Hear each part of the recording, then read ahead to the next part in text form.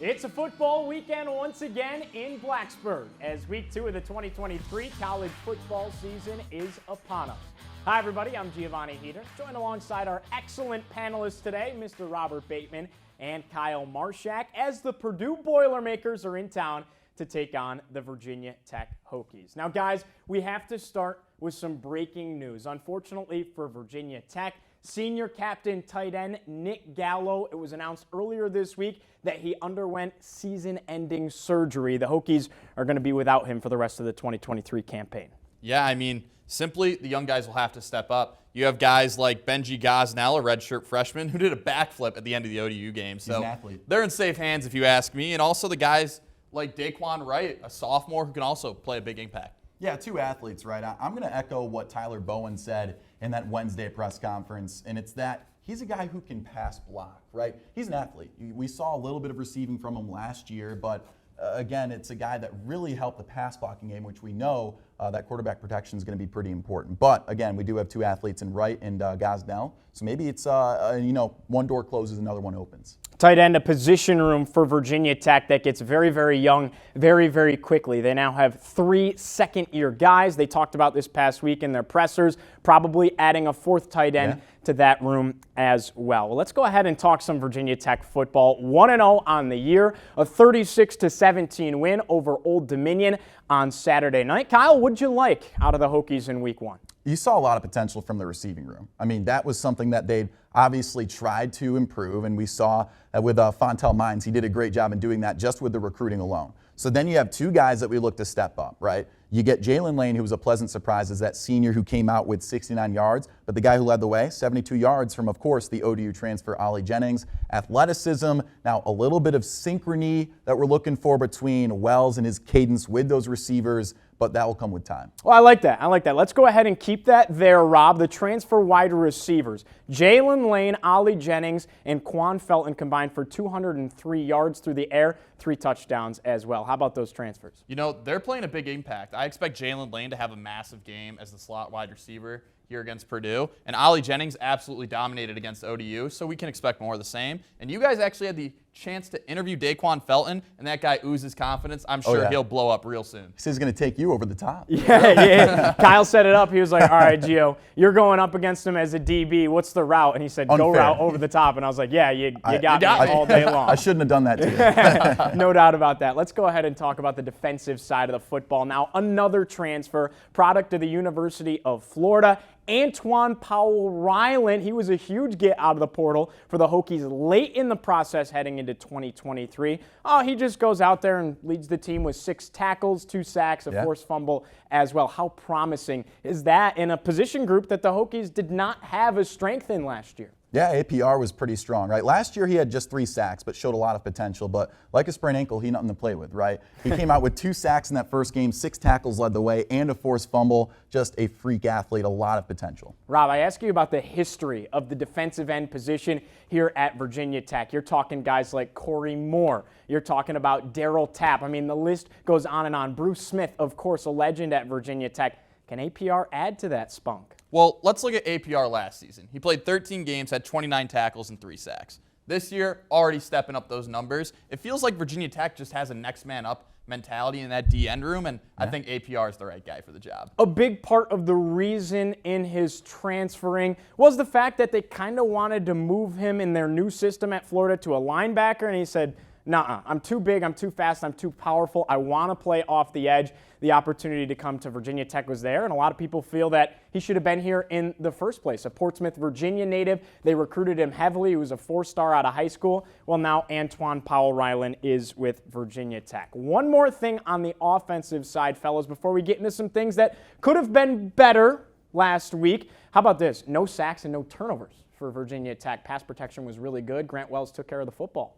Yeah, straight up. I mean, that is just something that they needed to improve upon. And they have a little bit of a young core at that O-line, but it showed a lot of more potential. Again, against a, let's say, respectable defense in ODU, right? Now, you don't have Jason Henderson, who's their star guy, coming off the edge, but as a middle linebacker, he was a big run stopper, which we'll mention too. Yeah, the turnover battle last year was something that Virginia Tech struggled mightily in. That's how Old Dominion took them down 20-17 in Norfolk. Tech had 5 turnovers, 4 interceptions in that game, and then turned it into a donut in 2023. All right, but with that being said, there are some things that need improvement. The vibe all week long in media coverage has been that this coaching staff is putting an emphasis on the fact, Rob, that, yeah, we won, but things need to be better. Yeah, and you're completely right. I think the biggest thing right now, the run game, on both sides of the ball too, not just offensively or defensively. Offensively, the Hokies put up 115 rushing yards, and defensively, they gave up 249. That's just way too big of a discrepancy, and I'd like to see them improve on that against Purdue. Kyle, another thing I'd like to see them improve on, how about red zone efficiency? Last week, Hokies had a lot of opportunities, but ended up going 6 for 9. 2 of those were for field goals. Your thoughts on the red zone? Yeah, again, Brent Pry and Tyler Bowen said the same thing in their Wednesday presser, which is that in the flats, there were a lot of missed catches. Daquan Wright was one of those guys who had 2 in the flat that would have been big in the red zone. So again, I think it's just a synchronization thing. You got to get Wells and his receivers on the same page, if you will. Yeah, no doubt about it. Well, we go ahead and turn things over to Kendall Williams. Virginia Tech a year ago, 3-8 on this season. They're looking for more improvement, but on the national and the ACC conference scale, they're picked towards the bottom. Maybe here at 3304 Sports, we think there's a little bit more than meets the eye and some potential for the Hokies this year. For more on that and the state of affairs with Virginia Tech, our own Kendall Williams. For the second week in a row, it's almost time to start jumping. Virginia Tech is set to take on the Purdue Boilermakers this Saturday inside Lade Stadium after following an impressive season-opening victory against Old Dominion last weekend. The Hokies handed ODU a 36-17 loss, which is the highest scoring game offensively for the Hokies since Brent Pry's tenure began in 2021. Now let's take a deeper dive into this Virginia Tech offense. Quarterback Grant Wells came out of the gate hot, throwing 17 for 29 for a total of 251 yards, completing 3 touchdown passes, and even rushed for 1 of his own. And I think you could say the wide receiver ODU transfer Ollie Jennings had himself a fun day against his former team as he totaled 5 catches for 72 yards and tallied 2 touchdowns. Jennings led the team in receptions and touchdowns just ahead of senior Jalen Lane, who posted an impressive 69 yards with the first touchdown reception of the season for the Hokies offense. On the defensive side, the old-school Virginia Tech lunch pail defense sure looked to be in effect. Junior Florida transfer Antoine Powell-Ryland had an impressive night with 6 tackles, 2 sacks, and a forced fumble. Nasir Peoples was also a force to be reckoned with as the redshirt senior was the first player of the season to be selected to wear Frank Beamer's iconic number 25 jersey. The defensive captain tied second on the team with 7 tackles, forced a fumble, and then recovered another fumble early in the third quarter. There are definitely many takeaways from the first game for Virginia Tech, but what really showed as their biggest strength was the ability to control and hold onto the ball. The Hokies only punted twice, did not turn the ball over, and only committed 3 penalties during the entire game. I think it's safe to say Brent Pry has mandated a whole new level of discipline and culture in the locker room, something the Hokies needed after their 3-8 performance last season. Flipping the page to Purdue this weekend, it is paramount that the Hokies keep the same discipline and fluidity on both the offensive and defensive side. The Boilermakers are coming off of their close 39-35 season-opening loss to Fresno State last week, where that Bulldogs offense worked a very impressive pass game against Purdue's defense. With the younger and newer squads of both the Boilermakers and the Hokies, it is sure to be quite the showdown here in Blacksburg this Saturday. Guys. Appreciate it as always, K-Dubs. All right, gentlemen, let's go ahead and flip the script. Talk about the visiting Purdue Boilermakers now. Now, this is a team that last year was the Big Ten West champions. They represented their side of the Big Ten in the Big Ten championship game. 8-6 was their final record on this season. But this is a team that is really revamped, depleted in many, many ways, and they're going through massive transition. They lost their stud quarterback in Alex O'Connell in the 4th round. They lost Charlie Jones, stud wide receiver as well. And how about the tight end, Payne Durham? He went in the 5th round. They also lost their head coach. Jeff Brom left to take the job at Louisville, who is, by the way, off to a fantastic start. Enter Ryan Walters, the new head coach, former defensive coordinator at Illinois. Rob, him and Brent Pry, 2 defensive minds out of the Big Ten, no stranger to each other. Yeah, I mean, in 2021, Illinois took a little trip to Happy Valley to play Penn State. And that game, it was a defensive matchup for sure. It went into overtime, not once, not twice, Not 3 times, but 9 times, guys. 9 overtimes. It's crazy. That's about 4 hours of football. That's ridiculous. You know, Syracuse played Georgetown once and went to 6 overtimes, and that's the most overtimes I've ever heard of. Yeah. So 9 overtimes, that's incredible. But Illinois ended up coming up on top. Walters went home, left Happy Valley with a W. But that's not the only coaching connection he has to VT. He actually was a cornerbacks coach under Justin Fuente all the way back when Fuente was at Memphis. Yeah, Justin Fuente came from Memphis. He was the head coach here at Virginia Tech until Brent Pry took over a year ago. Well, it was not the best start for Purdue, right? Yeah. A season-opening loss at home, 39-35, the final score against Fresno State. But Kyle, on paper, Fresno State, you might kind of look back and say, they're not bad. They're pretty good. Yeah, I'd like to argue for Purdue's sake that Fresno State is not a terrible loss. It's an upcoming program. Jeff Tedford's the head coach, right? That's a guy, if you recognize his name, that coached Aaron Rodgers at Cal. You know, and so for Virginia Tech's sake, Aaron Rodgers torched VT in that Insight Bowl back in 2003 to make the connection there. But yeah, defeating Purdue in the air was easy for a guy like Jeff Tedford, so I'd like to argue that's not that terrible of a loss. Well, on the other side, they were pretty darn good passing the football as well. You talk about a new coach. How about a new quarterback? Hudson Card spent the last 3 years at Texas, Rob. Now he comes to be a Boilermaker. Yeah, you know, he's kind of a pocket passer. You won't see him scramble much, but when he's in the pocket, one thing that he doesn't do is turn over the ball. In his 3 years at Texas, only 2 interceptions. And a total career passing average of 65%. So that's pretty solid. Yeah. Looking at the tape as well, if you look at some of the PFF grades and stuff like that, a guy that only goes big play emphasis is like one of their statistics. About 1% of the time, really a guy that takes what the defense gives him, does not take big risks down the field. And Virginia Tech was pretty clamped on defense a week ago. But you talk about the defense, and that's a strength for Purdue when it comes to stopping the run. Massive defensive front. I'm talking big 6'4", 6'5", 300-pound bodies. Virginia Tech struggled to run the football last week against a much, much smaller team. Now they face one of the biggest in all of Power 5. Yeah, I mean, we know that the running game has to be established. Last year, Virginia Tech was 14th in the ACC in running game, right? So this year, it's going to be a similar look. They average 110 yards per game on the ground. Last year, they got exactly 110 on the ground in the first game against ODU. Again, a respectable defense. With that being said, it's going to be a battle in the secondary. I think Virginia Tech would have to defeat Purdue in the air if they want to. And for me, it's Jennings and Lane trying to draw attention, but Daquan Wright getting some attention toward the midfield to give some space in the wideouts. That would be Virginia Tech's game plan to try and defeat Purdue's strong defense. Yeah, besides one big broken tackle a week ago, Quan Felton was a little quiet as well. He's 6'5", maybe an opportunity to go up and over a couple of bodies against Purdue. I ask you both this. Is Virginia Tech's secondary legit and up to the task against an air raid type of offense in Purdue? Yeah, I'd say that it was pretty reliable. Again, it's tough to tell because we know ODU's strength wasn't the stuff in the air, especially considering the experience of their quarterback, Grant Wilson, who only had a handful of snaps with Fordham in his career coming into that game, right? So we talked about that all last week.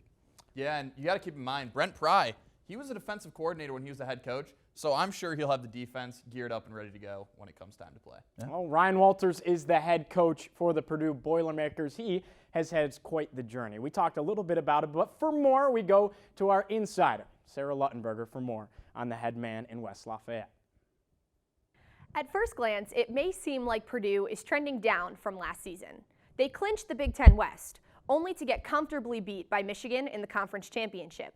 Then they lost their head coach and hired the 4th youngest head coach in all the Power 5.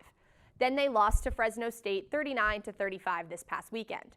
But who is this new head coach, Ryan Walters? From his history, certainly not a man to be underestimated. For being the 4th youngest Power 5 head coach, he has quite the list of experience and accolades. After playing for Colorado as a safety from 2004 to 2008, he started as a coaching assistant for the Buffaloes.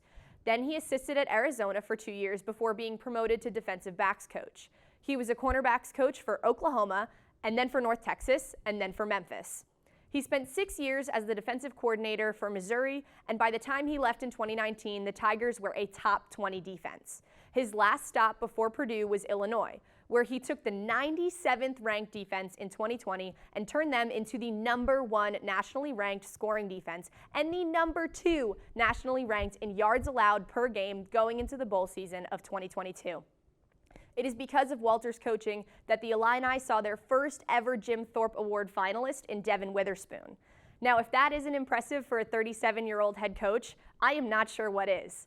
Illinois' head coach Brett Bielema said he thought Walters was an underdog for the job. But with the resume and the motivation, Coach Walters is at the helm of the Boilermakers. He's got a tough road ahead of him, being that right now he only has 4 returning starters on the defensive side of the ball, but seeing what he has done at other schools, nothing should be put past Coach Walters. Thank you, Sarah. Well, fellas, some really big news coming in the world of college football. Feels like every couple of months we have something like this surface, but the ACC is inviting in Cal, Stanford, and SMU. It was made official a week ago that those 3 schools will be joining the Atlantic Coast Conference. Rob, your thoughts? Well, I kind of find it funny because, when the transfer portal first hit for players, we saw guys going everywhere, and we still are. Now you're seeing it with teams, too. It's like a large transfer portal. But my only question is really, what's the ACC going to name themselves now? Because, they're like Russell Westbrook, and they're going coast to coast. Right. The Pacific Atlantic Coast Conference, something along those lines. Anyhow, it's got a nice ring Kyle, to it. I know that in your eyes there's a bigger picture to all of this. We're going to let you go ahead and take the reins Thank of you, the Gio. show. Well, I'm glad you guys asked. All right, imagine this. The day is September 19, 2015, and then head coach Frank Beamer's Virginia Tech Hokies hop on a jet to West Lafayette, Indiana to take on the Purdue Boilermakers. That's right, 8 years ago, after 3 hours and 40 minutes of football on a sunny 3:30 kickoff, Virginia Tech walks away victorious in a 51-24 rout of Purdue. Boom. That's it. That's all of the history of football between 2 former powerhouses in their respective conferences. Just one game. But man, do these programs change since that game. And so have the implications of the context surrounding this matchup too. By 2015, the days of Purdue's 10 straight bowl games from 1997 to 2007 are well behind them. By 2015, Purdue were on their 4th straight losing season. Meanwhile, Virginia Tech's Frank Beamer days were coming to an end right before all the Hokies fans' eyes, in the twilight of the revered head coach's final campaign in Blacksburg, Virginia. So, come this Saturday, though, we have an 0-1 Purdue Boilermakers contingent in their new head coach Ryan Walters' very first season, while Virginia Tech's in their 2nd campaign of Brent Pry's contract, trying to develop a suffering offense and a rebuild of sorts, too. Their 1-0 record for the Hokies off the back of an underwhelming 36-17 victory of Old Dominion. So yeah, 2 guys fresh into their first head coaching roles with a lot to prove. So it's 2 programs starting on a low and building up on the up and up. What gives? Well, I'd like to argue that there's an underlying implication of a game like this that we're all missing. The conferences that they're in, as we touched on over there, and the conferences that they're representing. Gone are the days of Power 5. As of this offseason and up until now, the Pac-12 and subsequent group of 5 conferences are deteriorating right before our eyes. The Big 10, Big 12, and the SEC made major additions this offseason to start a new era of college football come 2024. Super conferences. By the start of this season, contracts for the following year have been signed by USC, Arizona, Arizona State, Colorado, Oregon, UCLA, Utah, and throw Washington in there to leave the Pac-12 and shift into one of those 3 other conferences previously listed. And then, as we just mentioned just weeks ago, the ACC played catch-up in this game of college football monopoly by poaching 2 of the remaining 4 teams in the now dead West Coast-based conference in the Pac-12, signing Cal and Stanford. And then, you know what, let's throw a base in Texas too, as they added Southern Methodist University in the list of additions for next year. So, the Atlantic Coast Conference will have 2 California teams and 1 Texas-based program in their conference by 2024. What's my point? What am I trying to say? Well, about Virginia Tech and Purdue in particular, if you're the heads of the Big 10 and the ACC, look at it this way. You're only as strong as your weakest link. My final conclusion, when you have 2 of your respective weaker or rebuilding football programs duking it out on the gridiron, you'd like to see the team that you have money invested in win.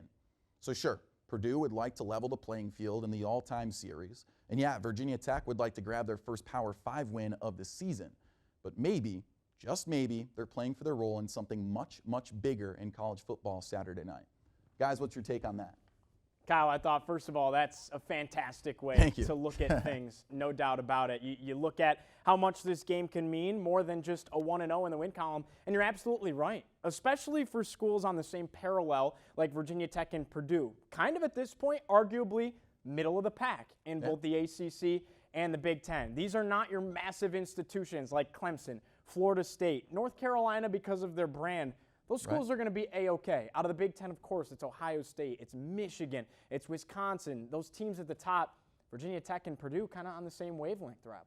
Yeah, I mean, at the end of the day, it all just comes down to you're only as strong as your weakest link, like you mentioned. And if you have two middle-of-the-pack teams playing against each other, these conferences have to be rooting for their own team. All right, well, you mentioned a lot of national talk. Let's go ahead and have our own national conversation here to close out our show. First point I want to bring up, man, LSU and Clemson, they dropped absolute duds in week one. LSU fell to Florida State. Clemson on the road really got blown out by Duke.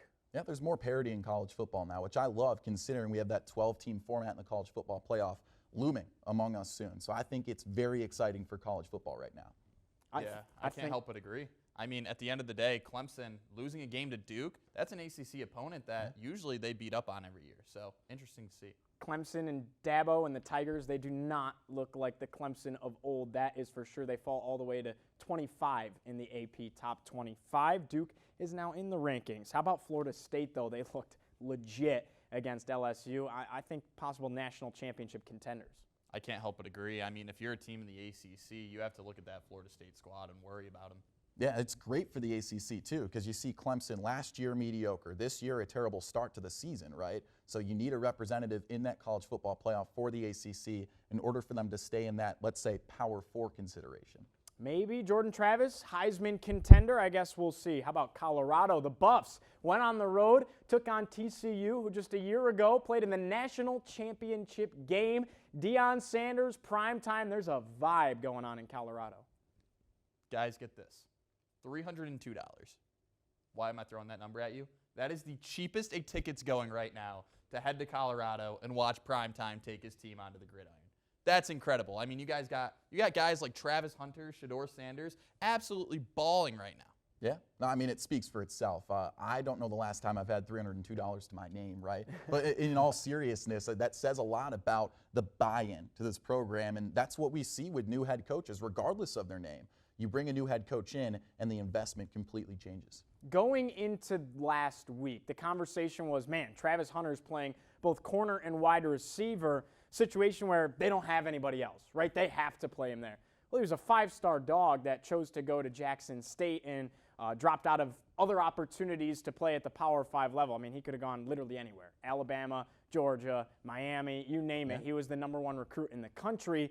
And now the conversation is Travis Hunter a shot at the Heisman, the way he can play both offense, defense, and return kicks as well? I mean, if you have a guy playing over 110 snaps in a football game, scoring, he didn't score any touchdowns, but he had an interception. He put up over 100 yards receiving, and he had like 3 pass breakups. That's incredible numbers. Yeah, I mean, again, it's just ridiculous athleticism, conditioning, anything you can throw out there. I don't know the last time we've seen a guy like that playing on both sides of the ball, and he's proving, at least in that game, that it's not too fluky. I want to bring you back to Duke, right? All right, kind of a joke, texting back and forth. We said before the show earlier this week when Clemson and Duke were playing on Monday night, and it was like 28-7 once Duke really started to put their foot on the throat of the Tigers. We were all saying, all right, what SEC job is Mike Elko leaving for next year, right? That was a really impressive win for the Blue Devils. Indeed it was. And, you know, with LSU having that big loss, they might be looking for a new coach down there in Baton Rouge. Yeah, I can't help but agree. Got nothing to add to that. I mean, it speaks for itself. Well, they did just give Brian Kelly a massive contract to be the head coach at LSU. We'll see how all that shake out. It's time for a little bit of pick'em, gentlemen. Let's talk some more college football before we get out of here. We're going to go game by game, maybe a note or two, but I just want rapid fire. Who you got? First and foremost, Oklahoma State at Arizona State. Rob, who you got? I like Oklahoma State in that matchup. Yeah, I'm rolling with that. All right, Vanderbilt at Wake Forest. Give me the ACC. Give me Wake Forest. I'm going to have to agree with him again. All right, you always love an ACC beating an SEC team. I'm going to go Arizona State in the top one, and because it's at home at Sun Devil Stadium in Tempe, I'm going to go Wake Forest in the second one. This is a big one. Number 10 Notre Dame gets their first true challenge of the year. They're on the road against NC State, but not the NC State we're used to seeing. True, but it is still hard to play in Raleigh. I think the Wolfpack are going to rush the bell tower after that. Wow. Yeah, he's got his knowledge right. Yeah, I think Carter Finley can get packed for a big game like that. I'd like to give him the home field advantage. Wow. I got to go number 10, Notre Dame. Sam Hartman looked unbelievable in his first couple of weeks as the starting quarterback. Nebraska at number 22, Colorado. Nebraska has been strugglesome, but one of the sleeping giants of college football. Is prime time keep the lights on bright?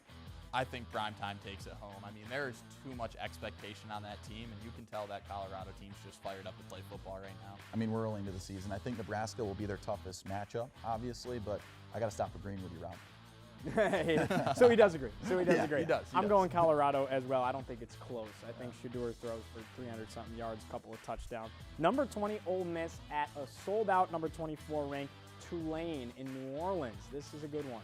You know, I always like when an underdog team, like a TCU last year, Tulane, steps up and gets their way into the ranking. So give me Tulane. I think there's levels to it. I got Ole Miss. Ooh, interesting. Going with the Power 5 approach, Yeah. although now Tulane joining the Big 12. Right. Soon. All right, how about this one? Number 23, Texas A&M on the road against Miami. They've kind of been going back and forth, trading home and homes the last handful of seasons. Who you got? I like the Aggies in this one. I'll go Canes. Going Canes. Yeah. Tyler Van Dyke. I'm going to go Canes as well. Iowa at Iowa State.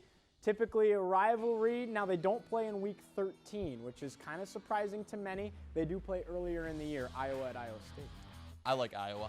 I'm going to go Iowa State with that one. I'm going to go Hawkeyes. Yeah. Iowa gets a win on the road. Stanford at number 6, USC. Two teams that are soon to be in new conferences. Stanford will be in the ACC. USC will join the Big Ten.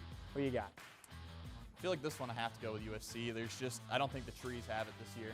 Yeah, I mean, if you're an ACC fan, you'd like to see Stanford get a big win like that before they move over, but I'm going to have to go USC on that one. I have to go Caleb Williams, Lincoln Riley, and USC. I think they're true national championship contenders. They're talking Caleb Williams, the next Patrick Mahomes.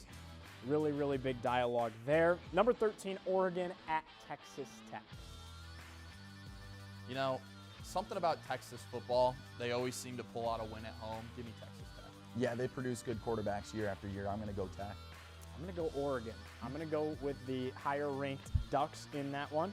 All right, SMU, another ACC edition. They're on the road at number 18, Oklahoma. This time I'm going Oklahoma. Yeah, Oklahoma's an easy pick for that one. Give me SMU. Why not? Okay. Ride the ponies. Cincinnati at Pitt. Now, a couple of years ago, this would have been really intriguing with a team that, Desmond Ridder was the quarterback for. They went to the college football playoff. Cincinnati kind of fallen from grace a little bit. Season. Yeah. Oh, right. Yeah. I personally have to go with Pitt, though. I think Cincinnati has been on the decline, and I don't think this is their game to take. Yeah, it's tough for Cincinnati to uphold what they had a couple of years ago, and I think Pitt's running game is too strong for that.